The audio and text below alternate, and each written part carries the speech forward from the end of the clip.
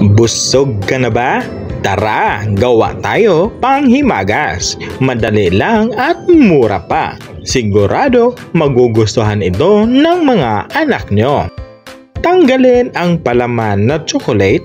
Gumamit pala ako bingo, mahal kasi ang Oreo. Bali-baliin ang mga cookies. Just like this.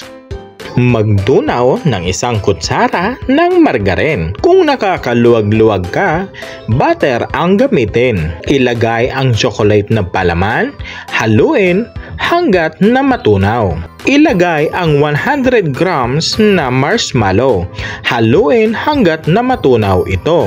Dapat ganito. Tapos ilagay ang mga cookies. Haluin ito ng mabuti hanggat na maghalo sa natunaw na marshmallow. Magpahid ng margarin sa tab. Mabilis ang kilos, isalin sa tab. I-flat ko lang ito para maganda. May tinira ako na cookies pang toppings. After 30 minutes, ganito na siya. Nag-set na. Let's place it into the plate. Pwede na ito lantakan. Wow! Look at that! Hindi talaga pwede na hindi ko ipakita sa inyo. Yummy!